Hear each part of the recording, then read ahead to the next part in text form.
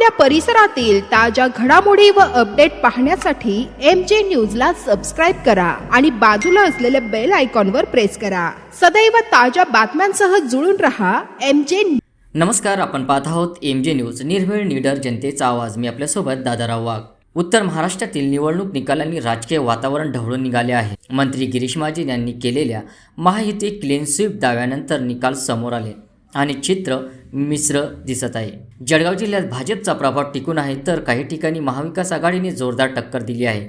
नाशिक व धुळे जिल्ह्यामध्ये शहरी भागात भाजप आघाडीवर तर ग्रामीण भागात महाविकास आघाडीचा स्पष्ट प्रभाव दिसतोय. नंदुरबारमध्ये आदिवासी मतदारांनी भाजपला आधार दिला, तर नगर जिल्ह्यात परंपरागत थोरात विखे लढतीचा परिणाम दिसून आला आहे. आता उत्तर महाराष्ट्रासोबतच पाहूया सर्वात चर्चेत असलेला जामनेर नगर परिषद निकाल.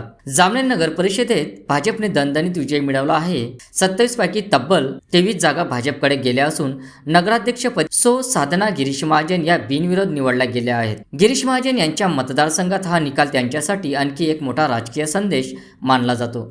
मात्र इथे महाजनांचा 27-0 दावा पूर्णपणे खरा ठरला नाही.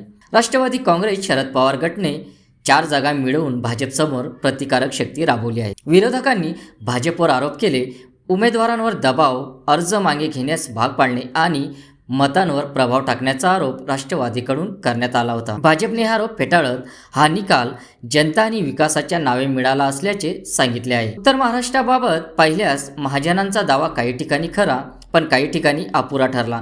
महायुती सर्वात मोठी शक्ती बनली, पण महाविकास आघाडी ही लढाऊ राहिली. जामनेरमध्ये झालेला निकाल महाजनांच्या नेतृत्वाखाली भाजपसाठी मोठा टप्पा ठरू शकतो, पण विरोधकांनी दाखवलेला प्रतिकार पुढील राजकारणात निर्णायक ठरू शकतो. या निकालामुळे एक गोष्ट नक्की स्पष्ट होते, उत्तर महाराष्ट्रात राजकीय समतोल तयार होत आहे.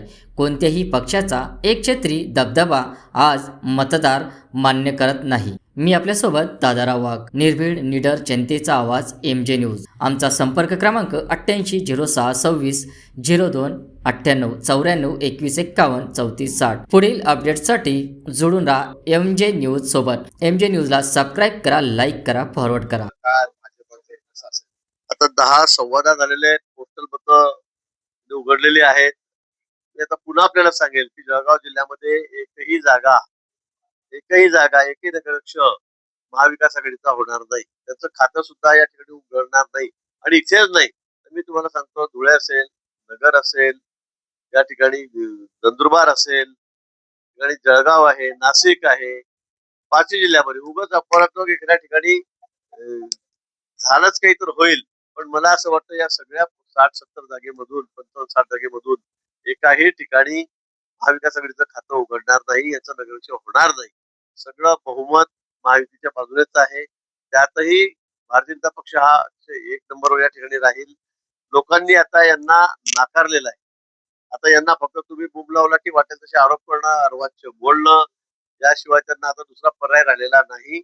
आता निवडणुकीला 15 दिवस म्हणजे मध्ये गॅप मिळाला निकाल जाहीर व्हायला, आणि त्यामुळे त्यांना पुन्हा कारण मिळालेलं आहे की 21 दिवसामध्ये 20 दिवसामध्ये पेट्या बदलल्या, त्यांनी गोंधळ केला, आधीच पेट्या चुकीच्या आहेत, बॅलेट पेपरवर मतदान घेतलं नाही, मतदार याद्यांमध्ये घोळ आहे, डबल नावं आहेत, ही यांनी कारण शोधून ठेवलेली आहेत.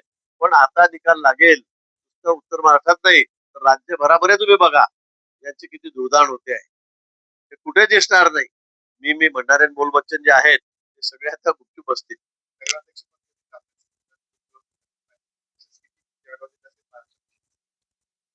नाही, मी आज सांगण्याचे तुम्ही सर्वे करताय, 150च्या वर जागा दाखवता आहे, 288 पैकी भाजप फक्त 155-60 पर्यंत जाईल म्हणून दाखवताय. पण ही वस्तुस्थिती आहे. महाराष्ट्रामध्ये भारतीय जनता पक्ष हा नंबर 1 चा पक्ष या ठिकाणी राहील. मोठ्या प्रमाणामध्ये म्हणजे 50% जास्त मी सांगतो आपला नगराध्यक्ष हे भारतीय जनता पक्षामध्ये या ठिकाणी महाराष्ट्रामध्ये राहतील. बाकी मग नंतर दुसऱ्या तिसऱ्या नंबरवर आमचे मित्र पक्षच असतील, आमचे महायुतीतले घटकच असतील, शिंदे साहेब असतील, अजितदादा असतील. पण उबाठा त्याचा पूर्ण सुपडा साफ आहे, काँग्रेस सुपडा साफ आहे, राष्ट्रवादी काँग्रेस शरद पवार साहेबांची एकूण मला कुठे दिसणार नाही. थोड्याच वेळामध्ये, 1 तासाभरामध्ये हे चित्र राज्यामध्ये या ठिकाणी स्पष्ट होईल. हो, जळगाव जिल्ह्यामध्ये भाजपा सर्वाधिक जागा दाखवली जात आहे. काय सांगणार नगराध्यक्ष सर्वाधिक जास्त? मी ते सांगतो तुम्हाला, जळगाव जिल्ह्यामध्ये महायुतीच राहील आणि त्याच्यामध्ये भाजप हा एक नंबरवर राहील. म्हणजे 17-18 पैकी जवळपास 11-12 जागा या भारतीय जनता पक्षाच्या त्या ठिकाणी असतील. त्याचे नगराध्यक्ष आमचे असतील, नंतर शिवसेनेचे असतील, कारण त्या ठिकाणी युती होती. बाकी कोणाचंही खातं इथे उघडणार नाही, कोणाचंही खातं उघडणार नाही. तुम्ही सांगा मला, त्या ठिकाणी उभाटाचा एखादा नगराध्यक्ष येतोय का, शरद पवार गटाचा येतोय का, काँग्रेसचा येतोय का? इथे कुणालाही थारा नाही. जळगाव जिल्ह्यामध्ये हा भाजपचा बालेकिल्ला आहे आणि पर्यायाने महायुतीचा बालेकिल्ला आहे. बहुधा महानगरपालिकेचे निवडणूक लागलेले आहे, त्यामध्ये शिंदे गट असेल व भाजप असेल, ते जागाबद्दल त्यांचं आट आहे की आम्हाला इतकी जागा शिंदे भागात. आता महायुती युती म्हटलं की वाटाघाटी होत असतात. वाटाघाटीमध्ये साहजिक आहे, थोडी ताणाताण सुरुवातीला असते, पण ज्यावेळेला आम्ही निवडणुकीला समोर जाऊ तेव्हा महायुतीमध्येच त्या ठिकाणी जाऊ.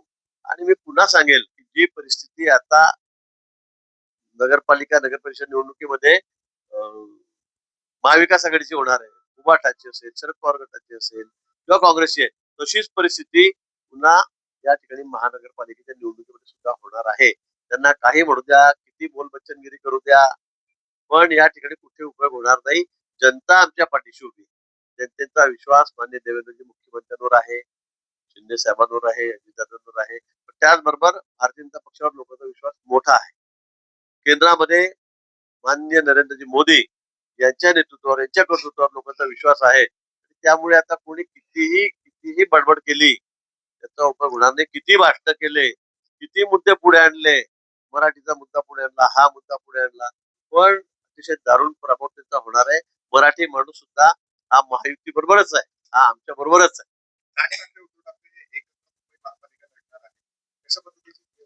इथे सांगितलं तुम्हाला, मुंबई असेल, नवी मुंबई असेल, ठाणे असेल, नाशिक असेल, नागपूर असेल, पुणे असेल, पिंपरी चिंचवड असेल, कुठल्याही ठिकाणी बघा तुम्ही, यांनी एखाद्या ठिकाणी महापौर करून दाखवा. चॅलेंज आहे. आणि मी तुम्हाला माहिती आहे, मी चॅलेंज केलं की खोटं काही नसतं. कोणाला? महाविकास आघाडीला आहे. कुणाला म्हणजे महाविकास आघाडीलाच आहे ना. मला सांगावं, उभाठाने एखाद्या ठिकाणी सांगा तरी मुंबईमध्ये निवडून येतो. बडबड खूप करतील, आमच्या डिपॉझिटच्या गोष्टी करतील, पण त्यावेळेला निकाल लागेल त्यावेळेला सगळी जनता आमच्या बरोबर आहे. विशेष करून मराठी जनता सुद्धा आमच्या बरोबरच आहे, आमच्या बरोबर आहे. यांनी किती मुद्दे आणले, काही सांगितलं, किती बडबड केली, तर लोकांचा विश्वास यांच्यावर नाही. 2.5 वर्ष यांना सत्ता दिली, त्यावेळेला बहादर घराच्या बाहेर निघाले नाही, मंत्रालयाची पायरी चढले नाही, विधान भवनाची 1-2दा झाले पायरी चढले नाही. काय केलं यांनी? लोक मरत होते कोरोनाच्या काळामध्ये, तेव्हा एक खिचडीवरचं तूप खात होते, मेलेल्या माणसाच्या टाळूवरचं लोणी खात होते, त्यांच्या बॅगांमध्ये पैसे खात होते, मेडिसिन मध्ये केवढे पैसे यांनी खाल्ले. लोक यांना पूर्ण ओळखत आहेत आणि म्हणून यांना आता कुठेही थारा राहणार नाही.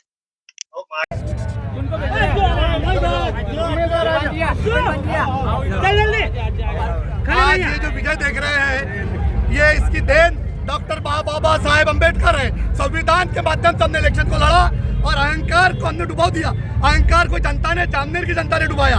जो 27-0 का नारा दे रहे थे, पूरे महाराष्ट्र में ढिंडोरा पीट रहे थे, लोगों ने, नौजवानों ने, शहर के अवाम ने बता दिया.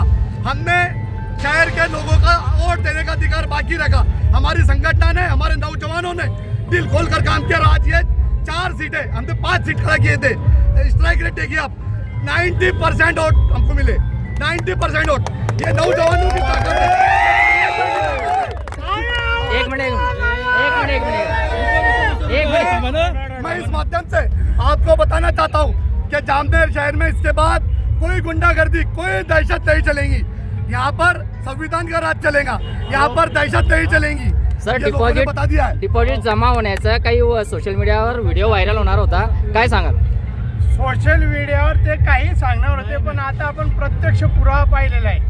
आणि जर पाहिलं तर संविधानाने दिलेला अधिकार सुद्धा हिरावण्याच्या मागे लागले होते, परंतु आमचे सर्वसामान्य कार्यकर्ते ठामपणे उभे राहिले आणि त्यांनी आपल्याला मिळालेला मतदानाचा अधिकार हा जनतेला, सर्वसामान्य जनतेला मिळवून दिला.